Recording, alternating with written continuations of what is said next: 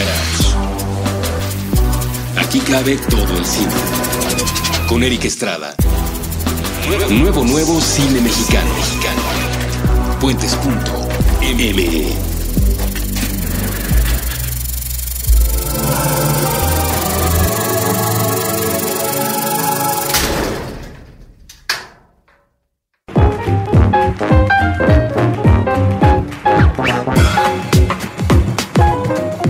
Hola, muy buenas, yo soy Eric Estrada y vamos a empezar un episodio más de Cine Garage en Puentes. Voy a hacer más o menos la historia de cómo surgió casi atropelladamente, aunque al final de cuentas todo coincidió, la idea de este episodio.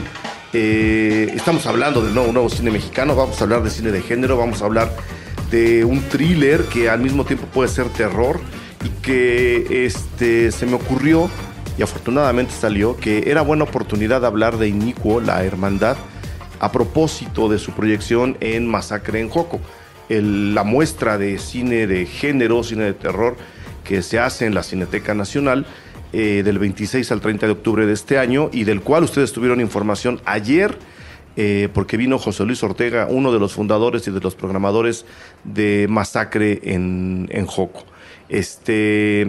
Él me dijo, platicó, si ustedes escucharon ese episodio, se habrán dado cuenta que platicó de una serie de películas que van a proyectar ahí. Dimos todos los detalles, comentamos las que ya hemos visto, nos emocionamos con otras que yo no he visto y que van a estar presentes en Masacre en Joco. Y me habló de Inicuo, la hermandad, que va a ser proyectada ahí. Una película que ustedes ya lo escucharon, y si no lo escucharon, este es el momento de que den pausa a este episodio y se vayan al otro. Y si ya escucharon el otro y regresaron, entonces sí sabrán que José Luis recomendó tremendamente Inicuo, la hermandad, en una de sus funciones. Ahora veremos qué día lo vamos a repetir. Por muchísimas razones que yo comparto con él al 100%. Entre ellas, la evolución que hemos visto en la mano y sobre todo en el ojo de Alejandro G. Alegre, que es el director y el mandamás del proyecto, aunque al lado de él está Roberto G. Alegre, productor y también mandamás del proyecto. Entonces se me ocurrió que antes de que comenzara Masacre en Joco, sería buena idea hablar de la película para entrar en detalles. Ya la pude ver, ya la revisé, me gustó, y efectivamente se nota claramente el trabajo que se hizo de la última película que Alejandro y Roberto hicieron a esta, no solo a nivel de producción, sino a nivel de discurso. Creo que hay una idea más trabajada, creo que hay una necesidad de expresión mejor plasmada ahí. Hay además una serie de trampas puestas en la película de una manera muy inteligente, y sobre todo se nota que hay un grupo de personas ahí atrás divirtiéndose mientras se filma, aunque evidentemente se filmó con muy poco presupuesto, de lo cual también vamos a hablar en este episodio. No voy a contar más de la película, la iremos desmenuzando, porque creo que parte del encanto que tiene Inicuo, la hermandad, es justo estos, le voy a llamar huecos o bolsas de aire que va dejando en la información, que no se nos cuenta del todo lo que está ocurriendo, sino que nosotros tenemos que imaginar o no imaginar lo que está pasando justo en esos blancos, en esos vacíos que la película deja, con intención, por supuesto, ¿no? Hay películas que dejan vacíos sin ningún tipo de idea. Inicuo, la hermandad, es de esas películas que nos confunden y que nos hacen girar la mirada, porque están diseñadas para confundirnos y para hacer girar la mirada, no porque no puedan contar su historia, porque también ocurre. Hay películas tan malas que, queriendo contar una historia, pues nos confunden y nos hacen olvidarnos de lo que estamos viendo. Inicuo, la hermandad, no, nos confunden porque está diseñada para que nos metamos, para que mordamos todos los anzuelos, para que entremos con el personaje a este microinfierno en el cual se desarrolla la historia, que yo creo que ahí es ahí donde comparto la opinión con José Luis. Es muy acertada la idea de justo, o quizá no, ya nos contarán ahora Alejandro y Roberto, por la escasez de recursos, concentrar toda la acción en un solo espacio, sin que necesariamente se vuelva una narración claustrofóbica. Por momentos lo es, por momentos no es la idea de la película, creo, y se nota, ¿no? Que lo están concentrando ahí, probablemente por la falta de recursos, pero al hacerlo así, o no, ahora nos explicarán, la película sigue teniendo mucho poder, sigue teniendo mucha movilidad, sigue teniendo mucho aire. Entonces, quiero felicitarlos, antes que nada, en primer lugar a Alejandro G. Alegre, al cual me alegra mucho siempre vernos, nos topamos más de lo que la gente pudiera pensar por circunstancias de trabajo, pero Alejandro, tú lo sabes, yo no invito aquí a la gente porque sean mis amigos, los invito porque el proyecto tiene algo de interesante y algo que decirle a la gente, y en particular cuando la invitación llega, así como ocurrió esta, como de vente ya, es porque los proyectos me gustan. Entonces, quiero felicitarte por lo que hicieron con la hermandad y darte la bienvenida a Cine Garage y a los micrófonos de Puentes. ¿Cómo estás? Pues muy bien, muchas gracias, emocionados, para empezar por la invitación, como dices, fue muy inmediata, y pues también nosotros tenemos de alguna forma la obligación y las ganas siempre de platicar de nuestro proyecto, pues porque es un proyecto que queremos mucho, que nos ha costado mucho trabajo, te digo, nunca pensamos que costara poco esfuerzo, pero siempre es grato encontrarte gente que creemos que entiende lo que queremos contar, y entonces estamos pues muy emocionados y muy agradecidos de estar aquí en tu espacio compartiendo un poquito de lo que es este proyecto, y precisamente ahora que viene la función de Masacre en Joco es como el mejor momento para que la gente que pueda estar interesada pues se escuche un poquito, y si tiene tiempo y ganas, que se dé una vuelta. Que se den una vuelta. Y del otro lado, a quien también felicito, porque evidentemente tu trabajo es muy, muy importante también, y eso te hace parte fundamental del proyecto. Ahora nos dirán qué tan compenetrados estuvieron a la hora de la concepción y del desarrollo de la hermandad. Está Roberto G. Alegre, sí es G también, ¿verdad? Sí. Roberto G. Alegre, productor, y no sabemos cuántas cosas más dentro del proyecto. Roberto, mil gracias por venir, bienvenido a Cine Garage. Muchas gracias por invitarnos. Pues bueno, pues sí cuesta mucho trabajo el hacer un proyecto, la verdad. Desde el inicio de conseguir la casa, es una casa que estaba muy extraña desde que se me enseñó a mi hermano. Sí, entonces, pues... Sí, yo prácticamente le dije, estoy pensando en esta historia, y él se puso a buscar casas con una muy buena amiga que se sumó también al proyecto, que es Natalie Rigal, y pues de repente él me dijo, así un día me llamó, oye, vente a ver esto. Ok.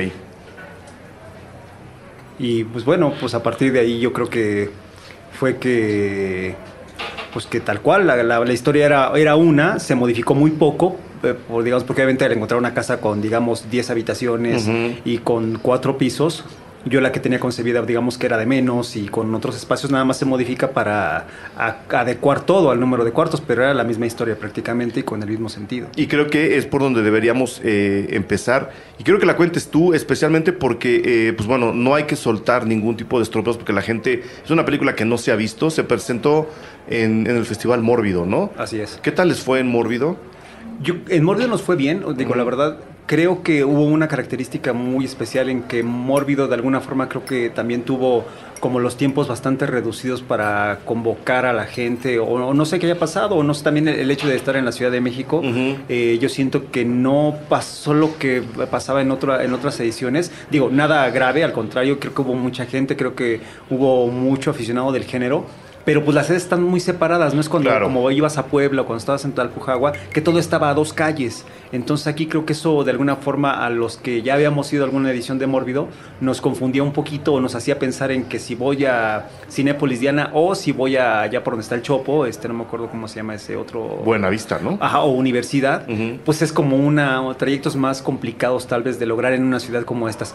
A pesar de eso, nos fue muy bien, para empezar nos trataron muy bien, fue una muy buena proyección, y la respuesta del público yo la sentí, que entendieron lo que queríamos contar, porque la verdad yo debo de confesar, o debo de decir mi preocupación, que es una película complicada en ese sentido de que sí hay que prestarle su atención, porque si no es muy fácil precisamente decir lo otro. No, tiene huecos o tiene información que no está... ambigua. Exacto, que no se da, no está lograda y se pierde.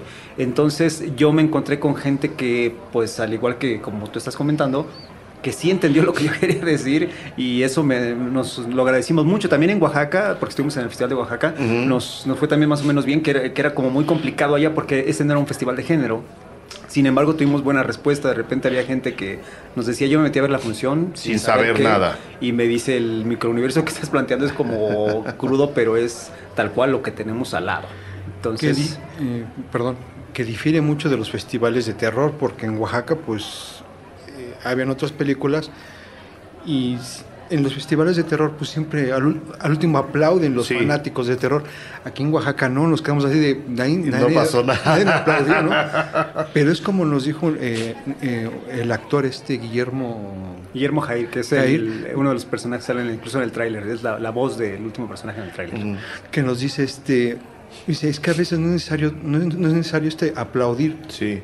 Lo que pasa es que a veces impacta lo que dejas. Y te quedas frío.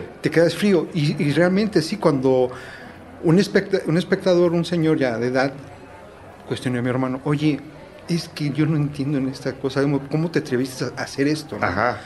Y pues bueno, ya le si pensamos que era una agresión, digamos, porque te enfrentas a todo, y digo, yo, pues agarrémonos los pantalones, fajémonos y contestemos, mira, pues esto es lo que proyectó, y ya después dijo, no, es que no te creas, es muy crudo, pero es algo que tienes como muy bien planteado, y vamos, a fin de cuentas, era un elogio, pero entró a la película, sí. Sí, era un elogio, pero estaban, creo que estaban un poquito choqueados, para la gente que no le entra al cine de género, les choquea bastante, y eso fue lo que pasó en Oaxaca. Ya después nos dimos cuenta que eso era lo que había sucedido, pero sí al principio que quedamos chin. Algo hicimos mal, no les gustó. No, es que al final, y pues, bueno, la gente que me conoce sabrá qué tipo de películas me gustan. Yo entre el cine sea más difícil y más duro y me demande más me gusta. Y sin contar nada, porque ahora nos explicarás más o menos por dónde va la historia, el final es el típico final madres, ¿no? Es así de madres, o sea... Ahí va a acabar, en serio ahí va a acabar y ahí acaba. Y creo que lo que el señor te decía, y esas palabras yo las tomaría como elogio para una película como esta. ¿Cómo te atreviste a hacer eso? Hablando de muchas cosas en la película, ¿no? Porque pasan, hay muchas situaciones ahí. Creo que el haberte dicho cómo te atreviste a eso, deben tomarlo los dos como un gran halago. Porque justo lo que le falta al cine en este momento, y al cine en general, no al de México, sino al del mundo, es atrevimiento. Están las cosas muy bien acomodadas, estamos cuidando mucho al público, lo estamos consintiendo, lo acariciamos demasiado, nunca hay shock, nunca hay alteración, nunca hay incomodidad. Entonces, no es que cualquier cosa que salga de ahí sea atrevido, pero cuando alguien se atreve no solo a no acariciar al público, sino a darle un trancazo en el estómago, creo que estamos hablando de algo bastante decente, ¿no? En postura. Ya luego, como te dije, el discurso visual a mí me convence mucho y por supuesto el guión, la historia en sí, que es lo que quiero que nos cuenten ahora, sin echarle a perder nada a la gente. ¿De qué trata Inicuo, la hermandad? ¿Por qué esta división en el nombre? O sea, los detallitos que nos pueden decir, mira, por eso el póster es lo que es, ¿no? Que es algo que también me gustó mucho. Es una cabra, ¿no? El logotipo del póster. Sí, pues mira, por partes, digamos. Por partes. La historia es una persona que de alguna forma tiene un viaje, se supone o se pretende iniciático. Lo vemos así, arranca la película y no hay ningún estropeo. De hecho, es la imagen que está en el tráiler. Él lo vemos que de repente se encuentra una cabra en el medio de la nada y de repente... Dentro de su viaje. Exactamente, y de repente la ve y se impacta al verla, ¿no? Pero él parece que le está dando un mensaje. Nunca, digamos, se oye qué mensaje sería en la película, pero él tiene un impacto al ver a la cabra. Sí, no habla como Black Phillip, digamos. Exactamente. ¿No? De la bruja. Ándale, exactamente. No habla como el Black Phillip. Entonces, a partir de eso vamos viendo lo que sucede. Lo que sucede es que este personaje tiene un tipo de gente reunida en un culto y tienen secuestradas a un par de personas. Este par de personas parecen conocerse y de repente, conforme va transcurriendo la película, te das cuenta que este personaje, el hombre que se llama Fer, pero que a fin de cuentas nunca se dice su nombre en la película, interpretado por Marcos Duarte, con quien hemos estado en todas las películas que hemos hecho, él de repente te das cuenta que conoce de alguna forma a este grupo de gente. Y el personaje de Fer lo que hace es que también estuvo involucrado en lo que ellos hacen, digamos que de lejitos, es como el que le agarra la pata y el otro el que mata a la vaca, Es ¿no? un eslabón de una cadena, ¿no? Exactamente, pues sí, de lo que vendría a ser mercado negro, delincuencia, Sí. etcétera, secuestros. Nunca se dice qué, pero ahí está el guiño, ¿no? Entonces, Fede, que es el líder que de alguna forma tuvo el viaje iniciático y vio a la cabra, es quien se encarga como de liderar todo y empieza a mover todas las piezas para poder hacer un ritual. Este ritual, a fin de cuentas, lo que busca es dejar como heredero, dueño del culto religioso. Nunca se dice qué, si es la Santa Muerte, si es incluso católico. Nada más se sabe que es un culto religioso que de alguna forma le tiene cierto aprecio a la imagen de la cabra. Y organiza todo para que exista este ritual y quede alguien como el sucesor, empoderado. sí. Exacto. Y en medio se salen algunas cosas de control, algunas otras estaban como previstas, algunas otras se resuelven como según ellos pretenden resolverlo. Y en medio de esto hay una masacre brutal, global en la que nada más queda prácticamente viva una persona, ¿no? Y pues bueno, es ver cómo Fer trata de escapar. ¿Por qué conoce a Fede y Fede qué es lo que lo mueve, ¿no? Y un poco es a mí lo que me interesaba hablar en esta película era como la obsesión de la fe. La obsesión de la fe y bueno, esa es la historia. Que ahorita vamos para allá porque y te puedo enseñar mis apuntes. La palabra fe está en el último renglón de mis apuntes cuando vi la película. ¿Por qué el título? Digo, el de la hermandad creo que es obvio. La otra mitad del título es lo que me gustaría que, si se puede, le contemos a la gente por qué inicuo. O sea, aquí mi hermano es quien le entró y pues bueno. Pues bueno, aquí lo inicuo. Cuando mi hermano me empieza a platicar sobre la historia, sí, ya se me olvidó la palabra inicuo, pero es así como el iniciado, ¿no? O una parte como... Era entre eso y la desigualdad, o sea, inicuo es como desigual, y era como esta parte que tienen los dos personajes principales, que son totalmente desiguales, pero ninguno es bueno, ninguno es malo. O sea, el secuestrado, el que podría ser víctima, es un hijo de la chingada. Y el que secuestra es alguien obsesivo que hace todo por amor. Entonces es como esta onda desigual, pero a muchos niveles. Entonces era tal cual la desigualdad. Porque a fin de cuentas el nombre de la hermandad yo lo tenía como incluso inicio del proyecto. Pero como ya había series de la hermandad, sí. Yo inicuo ya traía ese nombre. Le digo, mano, ¿por qué no le pones inicuo? Aparte nos pareció que se oía bien, o sea, era una palabra tal cual, de 5 letras, y ¿sí es de 5 o de 6 letras? Es de 1, 2, 3, 4, son 6 letras, medio suena a latín, pero es español. Exacto, es un nombre... no se usa mucho. Exactamente, entonces era eso, cuando me lo dijo mi hermano dije, suena bien, pero luego cuando empecé a mover la película, de repente hay gente que dice inocuo, o sea, nadie lo pronuncia bien, entonces, pues ya por eso le quedó inicuo, 2 puntos, la hermandad. Y yo de alguna forma trato de referirme ya como inicuo en general. Ok, entonces no vamos a usar la hermandad. Sí, pero digo, se puede usar, pero trate por esta razón de que hay una serie, y una serie que creo que le está yendo muy bien y que están filmando actualmente, entonces es como complicado y para no confundir a nadie, ¿no? Sí, digamos, una hermandad es como... Igual, una parte fanática, ¿no? Pero inicuo más bien es aquí el problema de lo que es Fer y Fede. Digamos, esas son las dos partes que sí, los dos pilares peleando. Dos pilares ahí peleando. Y yo platicando con una persona que es pues religiosa, me platicaba esa palabra inicuo y se me quedó grabado, muy grabado. Hasta que mi hermano me pasa el diálogo. Y empezó a leer la historia y dijo, oye, ¿por qué no pones mejor inicuo? Okay. Queda bien. Sí, entonces fue por eso gusta cómo suena y a partir de ahí. La cabra, pues digo, tiene que ver con el símbolo. Porque aparte fueron imágenes que grabamos mucho antes de hacer la película. Fue para un teaser que hicimos tratando de recaudar dinero, que nos gustó mucho la imagen, cómo quedó, que fue toda una travesía grabar a una cabra.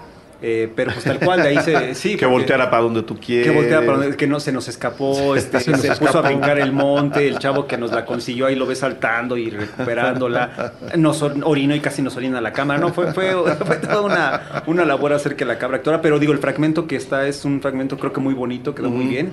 Y ya no decidimos hacer reshots porque lo hicimos incluso a otra resolución, pero ahí hicimos malabares para que no se viera la diferencia de fotografía. Claro. El diseño también, mencionando a Quique, él también se aventó parte de lo que Enrique Cervantes, que es director, que hizo diseño de producción, pues es una persona que casi todo lo que está dibujado en la película y lo que aparece fue que se lo echó, y pues es como una colaboración junto con él. Es un artista que ahorita está tatuando y pues un muy buen compadre que al igual que nosotros hizo muchas labores, ¿no? Ok, y ahora sí, la historia, porque de Paciente, que es la película anterior, inmediata, ¿no? Paciente a esta, hay un mar de diferencia en cuestión de historia.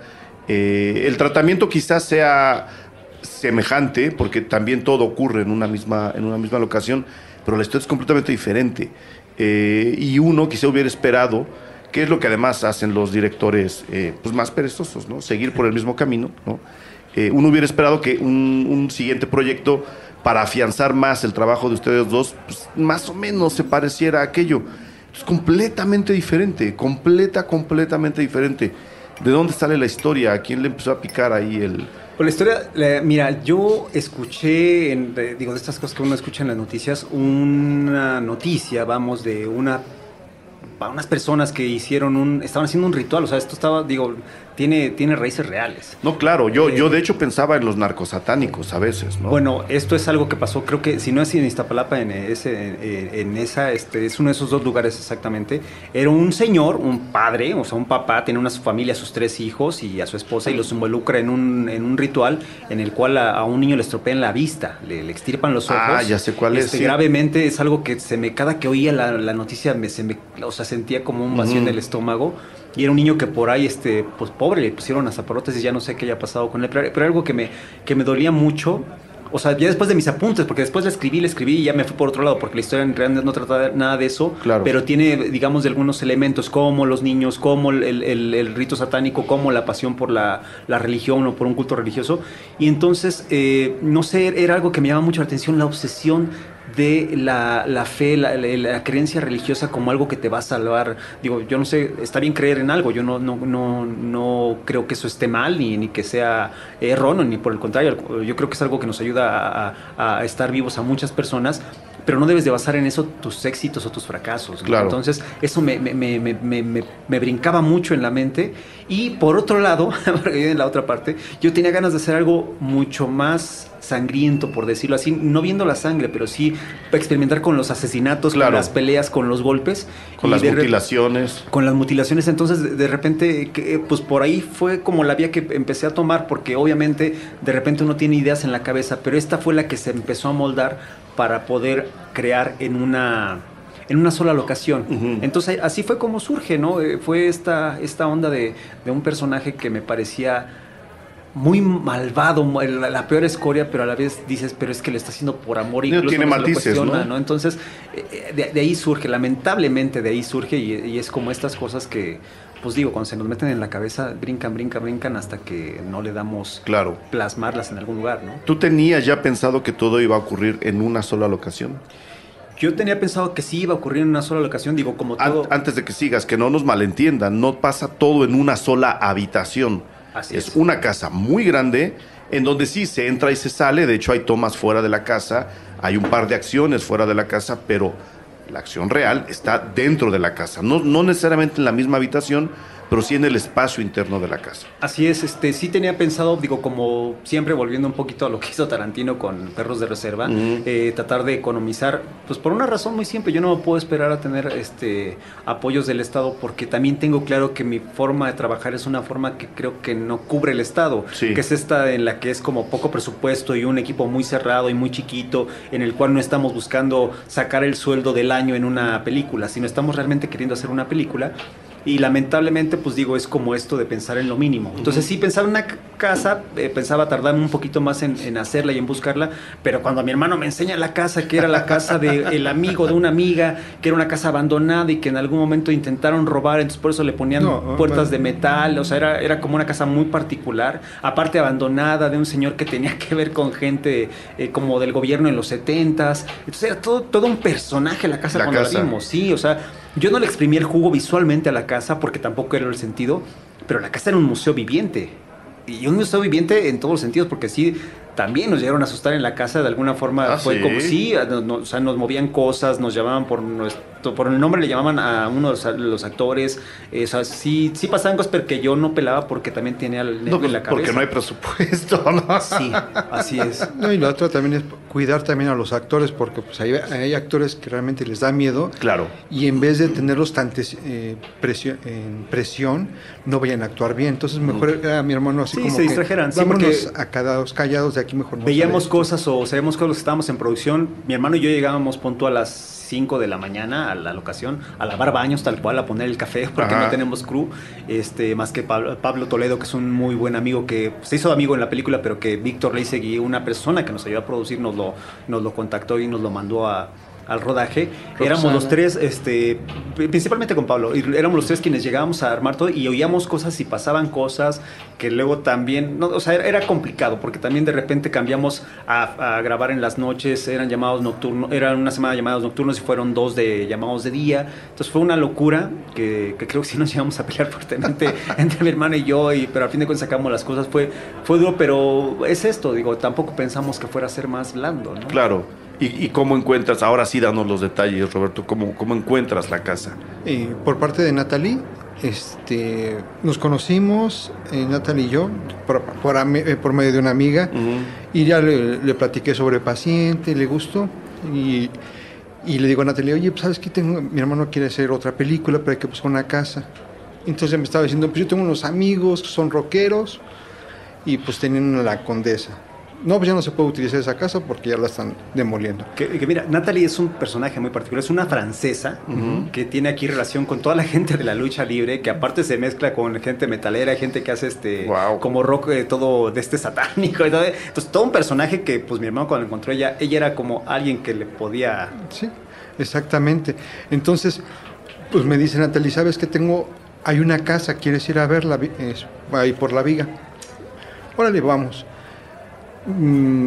Pues nos atiende la persona, su amigo de ella, y saca un fajo así de ¿cómo se llama? De llaves. No te miento, eran como 70 llaves. Ok. En un fajo.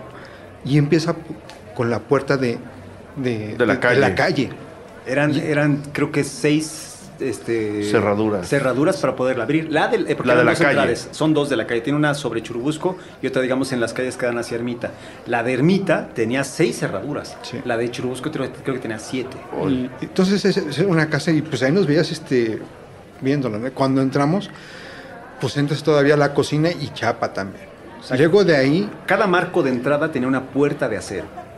Sí se ve. Cada marco, entonces era como complicado encontrar las llaves. Mira, no sé cuántas horas estuvo ahí viendo la casa. Desde la mañana, íbamos sacándole fotos y cuando empezamos en el primer piso, no, saca unos esquís, en serio parecía museo, eran unos esquís de madera de los años 70, esos de agua. Había una lancha, o sea, no, había grabadoras como estas de ¿cómo se llama? El despertar del diablo de Evil Dead. Sí. O sea, la verdad, la casa era todo un museo, o sea, había muchas cosas, fotos, que cuando mi hermano me llevó fotos, dije, no, pues órale, yo creo que aquí es, o sea, ya no busquemos, porque aparte el chavo de alguna forma quería rentar la casa posteriormente para las universidades que estaban al lado, pero se iba a rentar a una familia primero que se iba a regresar a Chile, entonces le iba a dar un mes. Entonces esto fue como por ahí de abril, y dije, bueno, ¿sabes qué? Yo la necesitaría para noviembre, era noviembre de 2015. Entonces me dice, sí, órale, le dije, pues dame un precio de renta, un precio alto, porque obviamente yo entiendo que también estás bloqueando la renta de tu casa para... Claro. Y me dio un peso alto para una renta de casa, pero súper bajo para lo que es una locación. Claro. Y fue como un muy buen arreglo al que llegamos. Entonces, pues a partir de ahí fue eso, mover la casa, quitar cosas, mover colchones, mover roperos, mover para que se pasearan los espacios. Y aún así, pues dejamos montones de cosas que nos sirvieron como arte para la película. Sí, digamos, si yo te digo, es que hay un cuarto dentro de otro cuarto. Tú como dices, ¿cómo está eso? No, pues es que está el cuarto y abres una puerta que dices, pues de aquí ya no hay nada. No, es otro cuarto. No, era un closet, y atrás del closet hay otro cuarto, y luego, o sea... Y eso era una salida. El baño tenía una puertita tipo, ¿quieres conocer a John Malkovich? Que daba hacia el comedor, o sea, una casa... Rarísima. Que era una locura, ¿no? Que ya más o menos nos dimos cuenta, es una casa que se empezó a forjar otra casa dentro de esa casa. Claro, desde dentro, así como ahora hay que añadir esto, ahora hay que añadir esto. Era un señor que ya nos contó luego Natalie que era lo que hacía, que tenía un cuarto y luego dijo, pero se va a casar mi hija. Entonces hacía otro. Y digo, a fin de cuentas sus hijos no se fueron a vivir con él, pero fue extendiendo la casa de una forma gigantesca, con un montón de recovecos y con un montón de lugares. Y luego, después de eso, lo que pasó es que creo que tuvieron varios asaltos ya cuando no vivía nadie ahí. O sea, iban y saqueaban la casa. Entonces lo que hicieron, pues más bien pusieron puertas de metal para bloquear la entrada a la casa en cada marco de entrada que hubiera, y por eso la casa parecía una casa de seguridad. O sea, a mí cuando lo mostraron, toda la gente, todos los actores me dijo, oye, ¿no será una casa de secuestros? Aquí metían gente secuestrada, sí. No, ya luego pues nos enteramos que no, más bien lo que pasa es que los papás se enfermaron, trataron de bloquear la casa, los hijos no se podían hacer cargo, nadie de ellos más que la hija que a fin de cuentas fue quien nos hizo la renta de la casa, y pues fue esta idea de bueno, en lo que la reconstruyes y la armas para rentar como habitaciones, pues nos la rentaron, y esa es la historia de la casa. Una casa que sin la casa como en La Paciente y sin la búsqueda de mi hermano no hubiéramos hecho ninguna de las dos películas. Claro, porque así como se ve la casa, como dices, no luce todo lo que nos estás contando, pero se siente. Así es. No se siente. Tú ves los primeros encuadres dentro de la casa y dices, es que aquí están encerrando gente, y es que aquí hay un pequeño altar que no quieren que se vea, entonces está tapado. Sí hay como una comunicación atmosférica de la casa hacia lo que se está contando en la película. Entonces, considerémoslo un gran golpe de suerte, ¿no? Haberla encontrado. Totalmente. Y por supuesto, un acierto haberla explotado, ¿no? Como dices, no irse a lo obvio de enseñar lo que había en la casa, sino sacarle nada más el jugo que necesitabas. Sí, el poco arte que se le añadió, que es a raíz de entre mi hermano y Enrique Cervantes, pues era un poquito ad hoc a la casa. Claro, sin exagerarle nada, ¿no? Exacto. Déjenme hacer la pausa de este episodio y venimos a hablar más de los detalles internos de la película, aunque con esto yo creo que está más que vendida, ¿no? Una casa donde espantan, que se hace una película de género, independiente, mexicana, que se va a proyectar la siguiente semana. ¿Qué más podemos pedir? No, pues esperemos que haya gente que vaya, que siempre hay, y nada más que sepa para que se dé la vuelta. Déjenme hacer el corte y venimos. Ahora estamos.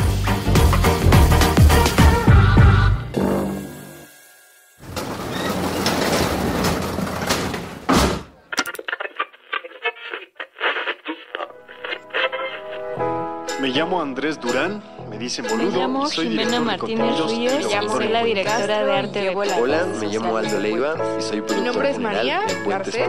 Me llamo Evaristo Corona y en Me llamo Mariana Aguilar y soy la coordinadora comercial de Puentes. Hola, soy Mitzi Arcos. Me llamo Arantxa y soy... Yo soy Eric Estrada y hago los programas. Me llamo Andrés Vargas Cedeño y soy el que riega las plantas en Puentes. El 2016 ha sido como una montaña rusa de emociones. Un año lleno de cambios intensos. Bastante duro y complejo. Apresurado, muy difícil, caótico, trágico, Catastrófico. pero muy motivado. bueno para despertar. Aprendí muchas cosas. Un año en el que he crecido. No tenemos ninguna certeza de que será un mejor periodo, pero Que se enfrenten a todos los retos que vienen por delante. resistan. Sean pacientes, Amen mucho. fe en la gente y fe en las posibilidades de cada uno. No se rindan. Tratemos de ser mejores personas y aprovechemos el tiempo que tenemos aquí. Para poder salir adelante. Eso es lo que creo que nos ayudará a encontrar un frente común y a poder salir adelante de formas distintas y unidas. Y mientras caen sobre la alfombra las últimas migajas de esta rebanada de tiempo conocida por nuestra especie de manera arbitraria como 2016, nosotros en Puentes nos preparamos para el futuro que, aunque luce ahora mismo como un horizonte amargo, confiamos en poder encontrar juntos las herramientas para volverlo más próspero, más justo, mejor. Felices fiestas.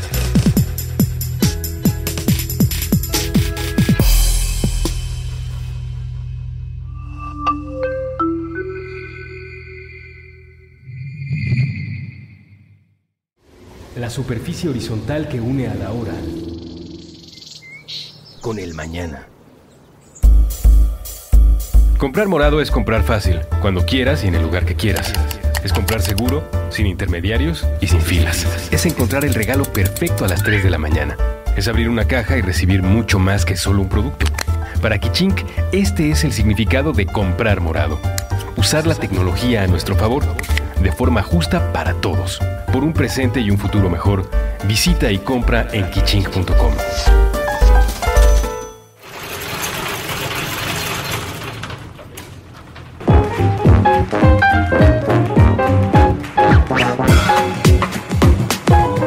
Ahora sí, estamos de regreso. El dinero se consiguió en un fondo, ¿no? Hicieron micromecenazgo. ¿Cómo fue la reunión de los dineros que tanto duelen?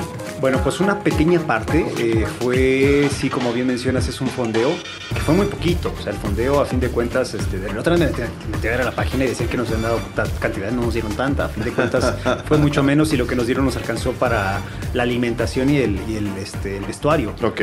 La otra gran parte, digamos, la sacamos de una venta que tuvimos de Paciente 27 a Estados Unidos y se reinvirtió tal cual. Y otra parte, pues, viene tal cual de mi bolsillo, de lo que yo trabajo, pues, junté un poquito de lana. Y digo, sigue siendo, o sea, muy poquita lana, llegando a acuerdos muy, pues de hacerlo realmente con muy poco dinero con los actores, porque también aquí nos enrollamos en algo que es bien complicado para un crew tan pequeño, que es tener tantos personajes, tantos actores. Es muy complicado coordinar a tantos actores, que yo siempre les agradeceré que hayan modificado sus agendas para poder estar ahí. Pero siempre fue como esto, o sea, yo les hablé claramente, pues les dije, miren, esta es mi historia, esto es lo que yo he hecho, junto con mi hermano hemos llegado a tener las películas en estos lugares y pues intentamos hacerla que sigue viendo a ver a dónde va. Claro. Y a raíz de eso, pues muchos que ya habían trabajado con nosotros dijeron, adelante, yo me sumo, otros más los hicimos por casting. Tal cual, que era un casting muy sencillo, les decía, haz estas 3 acciones y punto, y pensando como en ciertos personajes, y un poquito también, pues dejándolos que sus personajes crecieran de acuerdo ya a la persona y en el set, porque algo que es muy claro es que estando en el set, por mucho que yo tenga un guión, creo que hay que dejarse modificar y dejarse aportar por lo que los actores y el mismo lugar y el tiempo y hasta el clima nos aporta. Entonces, es una película de muy poco dinero, o sea, de verdad, se hace con la mitad de lo que se hace un cortometraje profesional. El otro día escuchaba a una persona que decía, es que me dieron 3 pesos para hacer este cortometraje y con eso hice este cortometraje en el IMCINE. Y yo, para mis adentros, decía, puta, pues yo con la mitad de lo que hiciste tu cortometraje, hice una película. Digo, y con sus deficiencias, porque también no es algo que tenga que decir que así se tiene que hacer siempre. No. Pero también yo creo que no es necesario los millones, si se puede pensar en un poquito menos, que sería lo ideal que todo el mundo cobrara para comer y mantenerse. Claro. Este no es el caso, con esta película nadie se hace rico, pero creo que todos estamos satisfechos. ¿Cómo se hace o cómo conseguiste más bien? Porque hay que señalarlo, el hecho de que se haya hecho con muy poco dinero no representa que la película se vea mal. O sea, de repente, y pues sí, ahí la gente tiene un poco... Bueno, no un poco, bastante derecho en quejarse de que les pasan cine independiente, y estoy entrecomillando, y se ve mal, está mal fotografiado, está mal corregido, no están emparejados los tonos, las escenas saltan unas de un lado y otras de otro, no hay, digamos, un tratamiento visual, y sin embargo con La Hermandad o con Inicuo, la calidad, yo creo que no le piden nada a muchas películas industriales mexicanas. ¿Cómo se consigue ese trabajo? ¿Es trabajo de talacha, de desvelos, de estar en la computadora emparejando tomas? ¿O cómo logran que la película se vea como si hubiera costado el triple?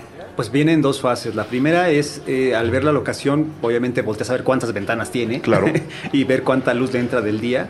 Y saber que si la vas a grabar en noviembre, cuánta te dura el día. ¿Cuánta luz hay? Sí. Entonces, pues viene un poquito primero de ahí, ver la locación y ver qué tanta luz nos da. La otra, pues tal cual, irme al centro, a la zona que está atrás de ahí del barrio chino y ver las lámparas de LEDs que venden. Y con eso armarme mis prelámparas en el techo. Ver mucho making of y saber cómo iluminan industrialmente. Y yo tratarlo de emular de replicar, con muy poco dinero, con lámparas de LEDs, de esas tiritas de LEDs que ahorita se ven mucho en las calles para los negocios que están en la Condesa. Ajá. Esas tiritas son las que yo plasmé en el techo.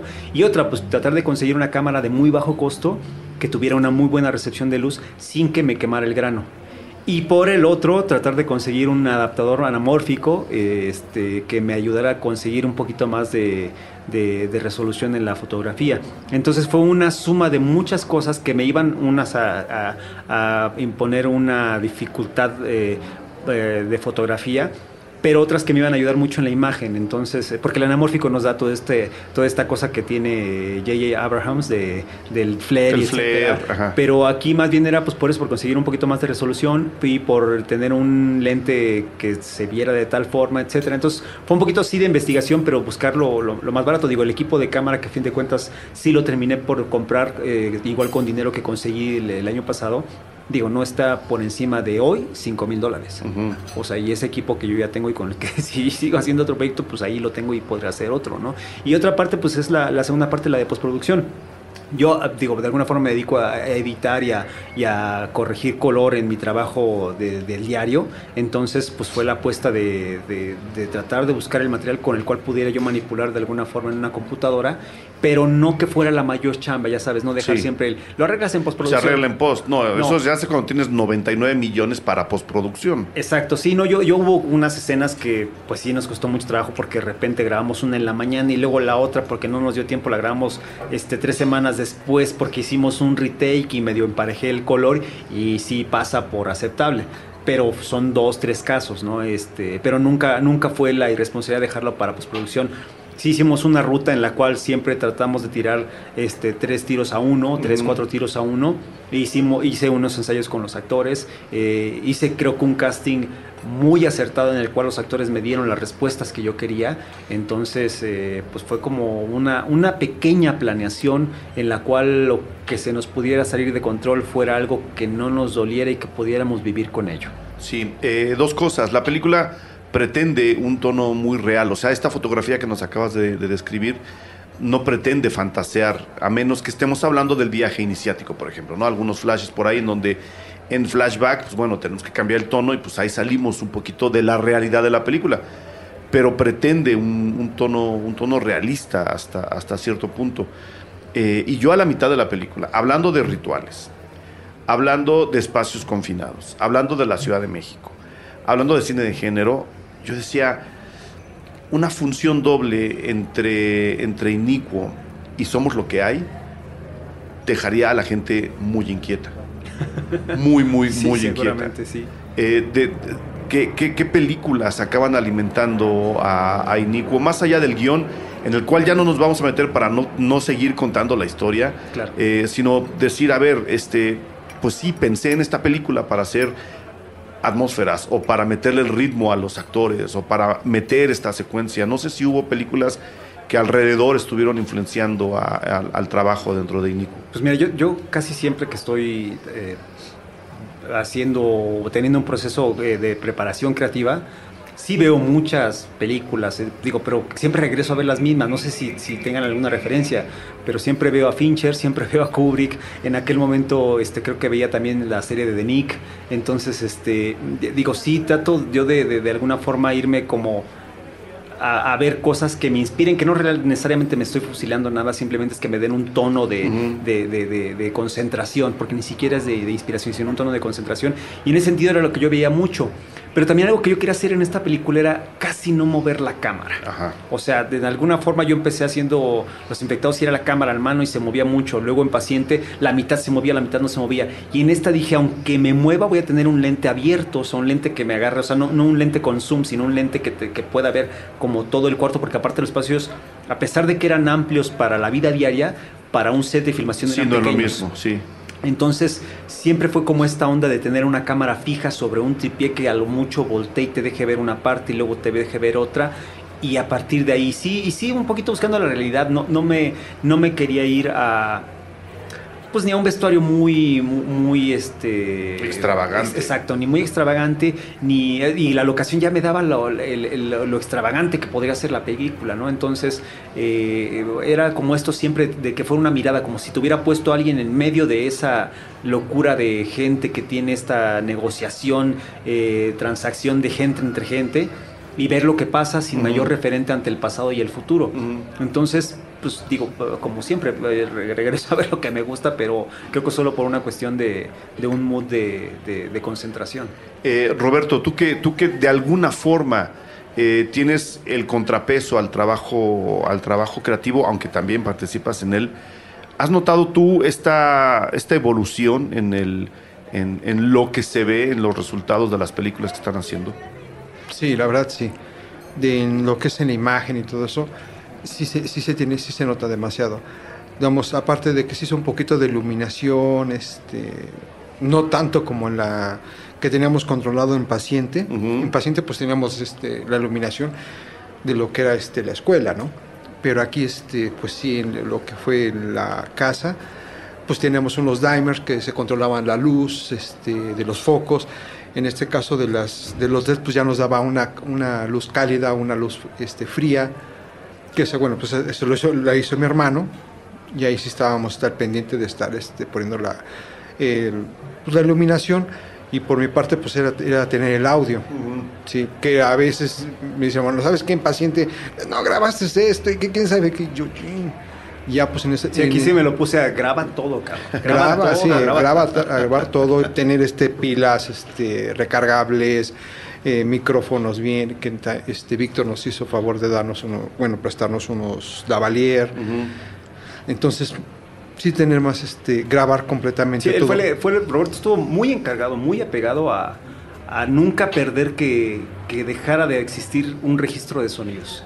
Y es por eso que en ese sentido, porque en esta película no tuve yo un diseñador de audio, más bien yo tal cual edité los sonidos con lo que había agregado mi hermano y algunos otros que replicamos, que fueron muy pocos la verdad, pero todo casi viene de material en el set, o sea, todos los sonidos prácticamente vienen de material en el set. Directo y ahí sí mi hermano estuvo en chinga todo el tiempo, grave. ¿Cuáles son tus otros apellidos? Roberto G. Alegre, productor, sonido... Cameo. Bueno, sí, cameo. Hay un cameo. Pues también... Es que era de tal cual, digo, desde alzar el set, o sea, desde llegar de verdad a lavar el baño, a recoger la basura, a poner el café, o sea, los dos hacíamos eso. Transportación, él de repente iba por un actor o lo traía, o sea, sí hacíamos de todo. O sea, todo. Sí, junto con... éramos 4 personas básicamente las que hacíamos todo, que era Pablo Toledo, Roberto y Enrique Cervantes. Luego se nos unía en mayores momentos una chica que se llama Rosana, que hacía las labores también de producción, de estar con los papeles, con los llamados, porque en esta sí tuvimos una pequeña oficinita de producción en una de las habitaciones, y la encargada era Rosana y Pablo Toledo, que se encargaban de llamarle a la gente, de tenerla al tiro, de recordarme lo que yo grababa y lo que no grababa. Y Natalie, que era alguien que nos ayudaba un poquito con la claqueta, con la continuidad, con incluso la locación, porque ella fue quien la consiguió. Entonces ese era el crew, y los actores, que de repente los actores lo que hacían es que no nada más actuaban, sino de repente nos proponían algunas cosas, o al verlos hacíamos que sus personajes crecieran. Hay un personaje que se llama Manuel Ballesteros, que es un personaje flaco, que tenía una menor participación, pero creo que su carácter, su cara, su voz era como para darle un poquito más, al igual que... se me olvidan de repente los nombres, son tantos. Es que son muchos personajes. Sí, son muchos, y de repente confundo los nombres con los de los personajes. Claro. Pero Martín Villarreal, que tiene una pelea con Marcos, que de repente también su personaje crece un poquito. Entonces, digo, era como esto de sacarles un poquito de más y omitir cosas que tenía en el guión, que dije, creo que esto no sirve, y creo que está más interesante irnos a verlos a ellos en este sentido. Lo cual es muy importante, especialmente si tienes tantos personajes en una película. Lo que decía yo hace rato, normalmente con tantos personajes se te acaban escapando la mitad, ¿no? Y o no cierras el círculo con ellos, o luego no sabes qué hacer con ellos y aparecen en lugares donde no deberían de estar. Creo que el gran acierto de este guión, y no sé qué tanto se pulió del guión durante el rodaje, es decir, todos sabemos que el guión cambia, se escribe, ¿no? Y ya que está todos los requerimientos técnicos, se ajusta, y mientras se rueda, el guión cambia. Uno de los grandes aciertos de este guión es que se maneja bien a los personajes. Si bien hay una idea de marearnos de repente, de decir, órale, ya se me había olvidado que este andaba por aquí, y de repente, boom, aparece otra vez. Están muy bien manejados. Hay una idea de dónde, creo que tenían la idea de dónde estaban los personajes, aunque nosotros estemos en otra acción. ¿Qué tan laborioso fue sacar eso del guión para empezar a meterlo en el rodaje y luego montarlo? Porque ahí viene la posible segunda confusión de decir, se nos olvidó fulano. y ahora cómo lo metemos a escena. No, pues tal cual como lo estás comentando. Sí, había una parte en la que teníamos diseñados a los personajes de alguna forma que entraba aquí, salía acá y de repente regresaba en tal momento y moría en tal momento. Eso estaba claro en el guión. Pero al ver a los actores, lo que hacían era, hijo, ese gestito que hiciste está bien rico, vamos a cambiar, que ya no me lo haga el otro actor, me lo haces tú. Y se van para allá y este actor te alcanza acá. O sea, de repente sí hubo mucho de ese juego en el cual le quité peso a algunos que digo, pues pasa, los actores de repente creo que no te dan lo que te daban en el casting, y pasó en un par de momentitos, digo, nada grave, o sea, son de pequeñas acciones, y creo que era más interesante ver al otro actor, hacía más padre ese alzado de ceja, ya sabes, o ese comentario. Entonces fue como se fue modificando. Y otra, pues obviamente en la edición hay cosas que salieron mínimas, o sea, habrán salido 5 minutos de película que al verla editada y al verla totalmente ya el corte, incluso a mi hermano decíamos, no, esto como que no, esto chiquémoslo, esto, o sea, muy poquito, pero sale como 5 minutos, 3 minutos. Y era un poquito de eso, de ser flexibles en cuanto a lo que nos van dando ellos como seres humanos, porque es más interesante, creo yo. O sea, por más que uno escriba y se imagine la cosa en la cabeza, es más interesante verlos vivos ahí, y ellos fueron muy generosos, ¿no? En ese sentido. ¿Cuándo te das cuenta? Lo platicaba hoy en la mañana en un tema que no tiene nada que ver, pero no lo voy a detallar. ¿Qué tanto trabajo cuesta desenamorarse del proyecto? Obviamente están muy comprometidos los dos, tanto que pues vinieron los dos a la entrevista, muchas gracias. Pero luego hay gente que dice, no, yo quiero que salga así y así va a salir. Y tiene que salir. Oye, pero está durando 2 horas 45 minutos, pero es que así va. Y se nota que en Inicuo no. O sea, que en Inicuo dejaron ir algunas cosas, como dices, ajustaron otras, le bajaron a unos personajes, subieron a otros, desenamorándose un poco del proyecto. No perdiendo compromiso, ni perdiendo inspiración. Perdiendo esa pequeña necedad que luego aparece y dice, es que esto va así porque así me lo imaginé yo hace 19 meses que hice el guión. ¿Qué tanto trabajo cuesta? Y si es que pasó en Inicuo. Pasó, pero en menor medida. O sea, yo creo que es muy sencillo, ¿sabes cuándo? Cuando te das cuenta que no tienes dinero y que si te vas a aferrar a la idea de que la taza se cae y se rompe exactamente por la mitad y jamás la vas a romper por la mitad, a menos que sea en postproducción en 3D, pues te das cuenta que hay cosas que no se van a lograr. Entonces dices, bueno, si eso no se va a lograr, avancemos y avancemos. Pasa que si un actor está muy cansado, ya luego no te da el límite físico que quieres y dices, no, pues ya me voy con esa toma, la hicimos 7 veces y no me va a dar más. Y caso contrario, cuando ves a un actor que dices, no, es que yo sé que me puedes dar más, cabrón, vamos a que me des más, porque te conozco y lo puedes dar. Y hubo escenas tal cual de casi todo el final de la película, que es el nocturno, fueron los llamados nocturnos. Entonces esos llamados nocturnos fueron muy pesados para los actores y para nosotros, pero fue en los que al menos a Marcos Duarte y a Isaac Pérez Calzada les exigí mucho, pero porque sabía que me lo iban a dar. Y yo estoy convencido, digo, obviamente habla un padre de la película, o sea, como buen padre lo quiere y ama al hijo que es la película, pero yo estoy convencido que qué bueno que los exprimí, porque esas últimas actuaciones que me dieron fueron muy exactas a lo que yo quería lograr, y sí nos le dimos un par de vueltas que llegaron a eso. Entonces pues es eso, no darse cuenta de lo que puedes lograr y lo que no puedes lograr, y ser un buen juez y decir, por más que estire la liga, no va a disparar más lejos, claro. Roberto, ¿estamos hablando de un thriller o de una película de horror? ¿O de las dos? Pues es que tiene sus dos cosas, ¿no? También así como que esta forma también morbosa en algunas escenas, no les voy a contar, que no sabes qué va a pasar. ¿Sí? De hecho, es que dices, durante toda la película no sabes qué va a pasar. ¿Qué está haciendo, no? Digamos, hay una escena de Manuel Ballesteros que se baja el pantalón. Yo te preguntaría a ti, ¿Tú qué estabas pensando? Sí. ¿Tú qué estabas pensando en ese momento? Sí. En ese momento mi hermano y yo, mi hermano me dice, oye, hay que hacer algo aquí. Y yo, esa es una escena que nace a raíz del actor. Ahí nació. Eso no estaba en el guión. No estaba en el guión. O sea, lo que pasaba ahí en realidad es que Guillermo Jair, que es con quien se enfrenta el otro actor, solo tenía esa reacción de náusea. Dejémoslo ahí. Sí.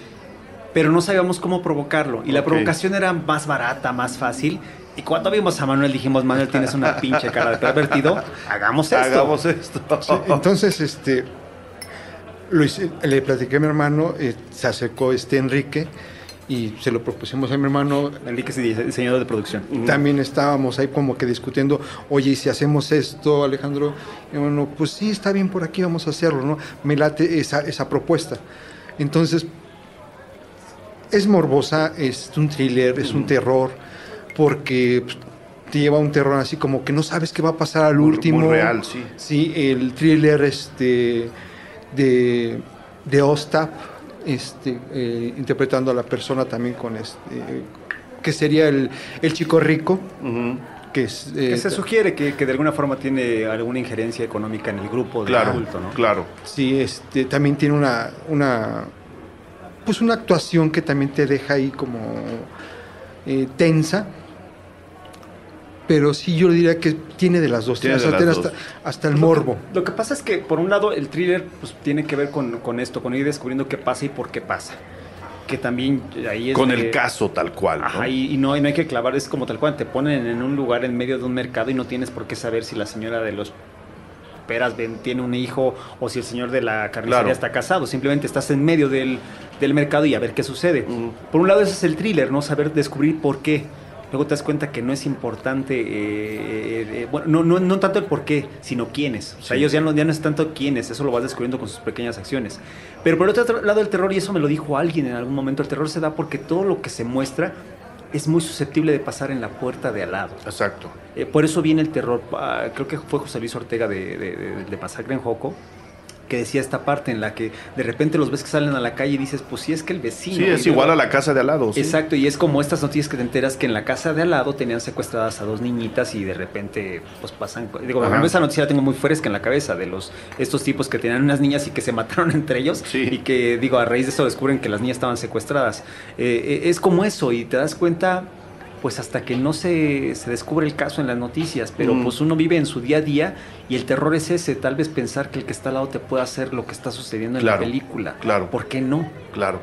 Esta idea de sugerir, de no contarnos todo y de a través de eso generar inquietud, generar incertidumbre, por ejemplo, de dónde viene. Es un recurso que estás usando justo para generar inquietud.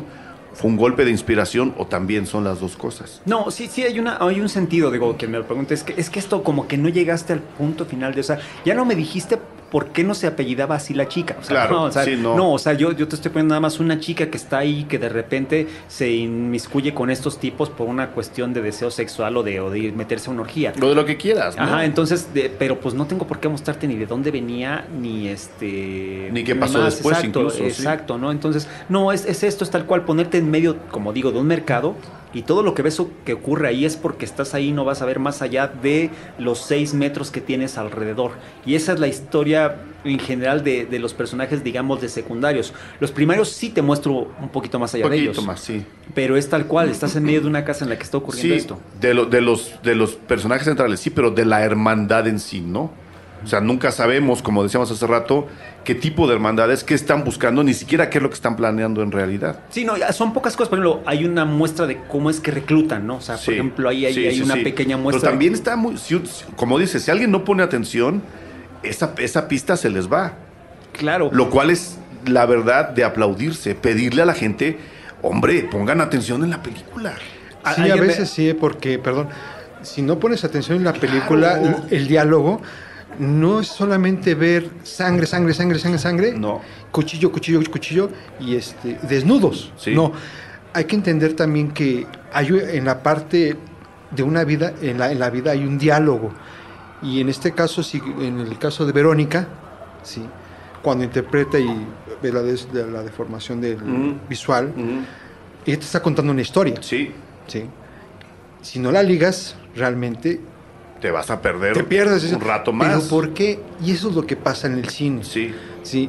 El cine a veces no es tanto verlo, lo gráfico. Lo gráfico es analizar lo que platica y verlo también. Claro, poner atención. No, y aparte es eso, yo siento, digo, salvo que alguien llega ahí y me diga, quiero discutir tu película contigo, pues adelante, la discutimos, no tengo ningún problema. Ya yo hoy en día estoy muy tranquilo, o sea, sí estoy bastante zen. Antes sí me encabronaba, pero ahorita no, yo estoy muy tranquilo. Pero si alguien me quiere decir, pues yo les digo todos los elementos que están en la película y que están a la vista. Claro, o sea, están ahí porque, puestos. Digo, así como me encantó ver, por ejemplo, el documental de Habitación 237. La del Resplandor. Que toda la gente con la información que se clavó y que tal vez... A mí así me gusta de repente poner algunos pequeñitos elementos por ahí volando, ¿no? Entonces... Yo creo que todos los elementos están en la película y no lo digo por una cuestión de que veanla 2 veces, porque créanme que a mí no me va a entrar ni un peso en la bolsa. Sí. O sea, hasta ahorita no tengo distribución, pero si la pueden ver 2 veces, me cae que le van a encontrar una cosita más que si la ven una sola vez. Claro. O sea, si es una película que amerita un segundo visionado y no por estas trampas de que hay cosas que no se vieron y luego te lo imaginas. Bruce Willis está muerto y ya lo sabíamos. No va por ahí. Si hay una cosa de que si pones de repente atención a cosas que no le habías puesto atención, por ahí las vas a encontrar. Digo, me pasó con una película que vi recientemente que se llama The Black Coat's Daughter, que le pusieron febrero. Sí. Aquí le pusieron La hija del mal o La enviada del mal. Sí. Qué gran película. Del mal, Yo la vi, la volví a ver y la segunda dije, qué grandioso es volverla a ver y de repente recibir más cosas. Y eso, de alguna forma, yo tengo el objetivo de que suceda con lo que yo hago. Un poquito hacerlo cada vez más complejo. Yo creo que la que sigue no la voy a hacer tan compleja en un sentido de producción, pero cuando la haga y si es que tengo chance de hacerla en breve. Pues aquí está el productor, habla con él. No, pues él sabe muy bien las cuestiones de lana, o sea, la lana siempre va a ser el problema, pero siempre es eso, ¿no? Como tratar de hacer que la gente le piense y que no se distraiga ni por las palomitas, ni por el celular, ni por el WhatsApp, etcétera. Lo que sea, sí. Bueno, ahí está. Hay que poner atención, chavos. Mucha atención. La fe. Yo la veía, y tú que me conoces sabes, a mí me gusta entrar al tema sociológico de las películas. Y bueno, estaba pasándome un rato muy incómodo, lo cual es un halago, viendo la película. Y decía, bueno, sí, me están dejando muchas pistas, pero no sé por qué. Hasta que al final, obviamente, como dices tú, te das cuenta que mucho del juego que hay entre estos personajes y de lo que ocurre dentro de la casa es una cuestión de fe. De alguna forma, esta gente, esta hermandad se fusiona y funciona por la fe y con la fe. Hay algo de fe en algo, ¿no? Como decías tú, no sabemos si es la Santa Muerte o un ritual cristiano o cristiano satánico o pagano, a saber, pero hay fe en algo. Y de repente, ¿no? Cuando esta masacre de la que hablabas hace rato comienza a suceder, yo dije, claro, es que mucha de esta masacre está ocurriendo porque alguien está perdiendo la fe, ¿no? Alguno de estos elementos ahí adentro ya no tuvo fe o la fe se quebró por alguna razón y todos estos van en el mismo barco y el barco tiene la fe rota. Qué gran imagen de México, ¿no? Que yo lo pienso y te lo digo aquí, se los digo aquí directamente, lo que yo vi de la película es, claro, es una gran imagen de México. Estamos todos sumidos, todos encerrados en el mismo barco y no tenemos fe. Y lo que estamos viviendo, gráfica, metafórica, real y tácitamente, es una masacre. No solo por el grado de violencia que vive el país, sino por el grado de desconfianza que tenemos ya unos con otros en la calle, en los periódicos, en los programas, ¿no? Hay gente que dice, yo a ese ya no le creo, ¿no? Un día lo vi comiendo un cupcake, ya no le creo. Y creo que la cosa debería ser mucho más humana y hemos perdido la fe en nosotros, ya no, ni siquiera hablar de nosotros como país, en nosotros como cultura. Y cuando vi la película dije, esto es una gran representación de lo que está ocurriendo ahora en México. Y me imagino, como siempre pasa, porque yo me vuelo mucho la barda, no lo había pensado. ¿O sí? No, yo o sea, no sé si representación de México, pero sí de al menos, creo que sí planteé ahí gente que yo conozco real. Manuel Ballesteros es una persona que vivía enfrente de mi casa, que cojeaba y que le decían el chivigón. Sí. Es él, para mí visualmente es él, ¿no?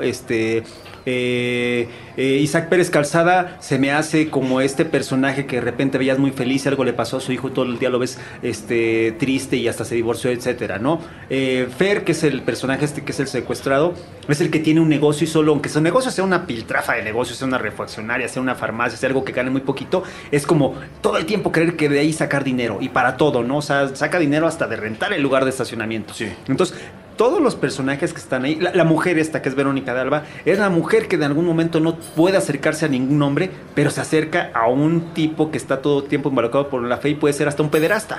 O sea, entonces como poner todos estos personajes que yo sí conozco en la vida real, o sea, que son gente de una calle, adelante, atrás, etcétera, ponerlos en medio y tratar de ver cómo se relacionaban y que fueran en la vida real unidos por esta cuestión de la fe. ¿Por quién? Pues por alguien que tal vez les lavó el cerebro. Claro. Pero tienen cada quien que ver con su parte de la fe. O sea, con cómo te relaciono. Pues tal vez te relaciono, te dejo ver que yo soy el Mesías en mi forma de mostrártelo y tú te la crees y por eso se subieron al barco, ¿no? Cada quien de los que están ahí se suben de alguna forma. Y tiene que ver con este microuniverso. No sé qué tanto represente de una población, de una colonia o de un estado o de una calle. Pero sí son personas reales, todas yo pensando que fueran diferentes, pero ponerlas juntas en un mismo barco, ¿no? Claro. Hay dos hermanos, hay toda una cuestión. Hay la chavita bonita que es totalmente no tiene experiencia en la vida y es muy fácil de engañar y está allá adentro. Está el otro que es gandallos, etcétera. Todos tienen que ver con una persona real que yo he conocido. Al menos yo se lo di de acuerdo a lo que los actores me regresaban, claro. Y a partir de ambos en la colaboración le dimos vida. Pero sí hay una cuestión de que fuera real en ese sentido, y pues la fe aquí es quien los movió. Entonces, digo, no sé qué tanto conteste, pero sí. No, contestaste que pues hay algo de la realidad que tú inyectaste, y lo que yo digo es que hay otra realidad que se coló ahí atrás, que nos permite hacer otra lectura, o una lectura extra de la película, lo cual la convierte en una película muy viva, que es lo que yo quería decir a final de cuentas. Es una película muy viva, ¿no? Está palpitando todo el tiempo, y eso yo, la verdad, y de nuevo, Alejandro, tú que me conoces, no lo digo siempre, eso lo aplaudo mucho de Inicuo. Está resuelta con imaginación, está resuelta con inteligencia, está resuelta con trabajo, que es algo que también le cuesta mucho ya a buena parte del cine universal, ¿no? Se van siempre por el camino fácil de, pues abre la puerta y se va y se acaba la película. No, a ver, si ya estamos adentro y estamos hablando de cosas serias, vamos a hablar de cosas serias, y creo que el guión lo hace. Entonces, los quiero felicitar de nuevo por la película, desearles toda la suerte del mundo. De nuevo, invocar a los distribuidores, volteen a ver al otro lado, también hay películas interesantes, no todos son treintones, solteros y fantásticos, ¿no? Habemos gente que vemos otro tipo de cine también, y que creo que la gente merece ver este tipo de películas más seguido, con más presupuesto, con más apoyo. Entonces, yo haría ese llamado y esa convocatoria. ¿Algo más que quieran agregar sobre la película? Sobre la proyección quizá de lo que va a pasar en Masacre en Coco. Pues en Masacre en Coco, pues ahora sí que pues vayan a verla, la verdad, vayan a verla. Exacto. Los que ya fueron a verla aquí cuando estuvo en Mórbido, pues vayan a verla una segunda vez, des esa oportunidad de si hubo algunas dudas, porque si luego hay gente que se queda como que, ay, no entendí. Vuelvan a verla. Porque además van a estar ustedes, bueno, por lo menos Alejandro, no sé si tú... Sí, Roberto, va a estar también. A gran parte la mitad del cruz seguramente, que la otra mitad se va a ir de vacaciones. Ajá. Nosotros no salimos, aquí estaremos. Nosotros tampoco. Entonces, ahí van a estar respondiendo preguntas, ¿no? Habrá un coloquio después de la proyección. Sí, y pues bueno, la película de alguna forma, pues yo sí quisiera decir, no es una película aburrida, es una película que te demanda un poquito de atención, pero en realidad es un poquito, tampoco es algo tan grave. No. Es una película que, si te gusta un poco el género y la violencia, te puede divertir mucho, y es una película que de alguna forma pues está hecha, como bien menciona, sin quererse ir como por una vía, yo no sabría si fácil, porque de repente yo no la he tomado, no sé qué tan fácil, pero sí por una vía que a mí me parecía como más necesaria para esta película. Entonces es una película que sí te puede divertir bastante, es una película que sí te puede inquietar. Digo, tengo un amigo que me decía, esta escena no la pude ver, y eso fue un halago. Y lo peor del caso es que no muestro nada. No, es eso. Yo por eso pensaba en Somos lo que hay. Somos lo que hay tiene toda la violencia que ocurre en la película, está detrás de un muro o de una ventana, siempre. Exacto. Y la película es muy dura, muy, muy dura. Y creo que tú juegas el mismo... ¿Sabes? El mismo mecanismo. No hay nada, gráficamente, no hay nada que se nos venga encima. Claro, no, yo digo, y también tiene que ver una cuestión de presupuesto, o sea, mostrar vísceras, sí, es o más mostrar caro. Un balazo es más caro. Es más caro. Entonces, sin embargo, ahí están los balazos, están las reacciones, está la sangre. Pero no se muestra nada. En realidad no es una película gore, por decirlo así, pero sí es una película, digamos, de bastante violencia. Sí. Y pues que yo invito a que la vayan a ver, y a que, o sea, es una película que me gustaría platicar mucho, porque estoy muy contento de de tal cual como estaba escrito el guión, con estos añadidos que te comento, se logró hacer. Es una película que quiero mucho, que yo lamento que no se haya colado a más lugares, porque de repente yo le escribí a muchos lugares, pero pues yo entiendo también que la violencia, a mi jefa inmediata, Andrea Gentile, no le gustó nada, o sea, tal cual, Ay, no te, o sea, cuando fue a verla, creo que no me quería ni dar la cara porque no quería decirme que no le había gustado, pero están las otras respuestas, creo como la tuya, creo como la de José Luis Ortega, creo como la de varias personas que creo que hemos conectado lo que yo he querido contar junto con este equipo que me arropa y me sigue. Pero entonces, pues digo, es una película que yo invito a que la vean, a que realmente pues se puedan dar el chance de disfrutar o de atacarla, etcétera, pero que la vean porque es interesante, no es una película aburrida. Y si lo dudan, acuérdense del señor de Oaxaca, que decía, yo no veo este tipo de películas, yo no sabía lo que venía, no me gusta este tipo de cine, pero qué bien me la pasé. Así ¿no? es. Que fue a final de cuentas lo que dijo. Así es, sí, ¿no? así es. Acuérdense de ese señor y vean cómo el cine es un gran elemento que justo nos puede hacer recuperar la fe que probablemente ya perdimos y no sabemos dónde quedó. Exacto. El cine puede llevarnos de regreso. Alejandro, mil gracias por enseñarme la película, por venir a platicar con nosotros. Muchísima suerte. Pues lanzaremos el mensaje al mar, como la vez pasada, a ver qué ocurre. Mucha suerte con la película. Igual, Roberto, mil gracias por venir, por venir desde la hermana República de Villacuapa hasta acá, que es complicado. Mil gracias por venir para acá y platicar con nosotros. Muchísima suerte. Gracias por el espacio.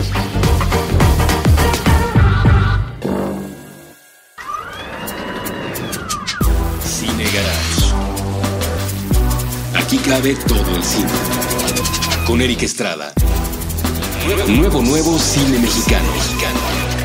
Puentes.me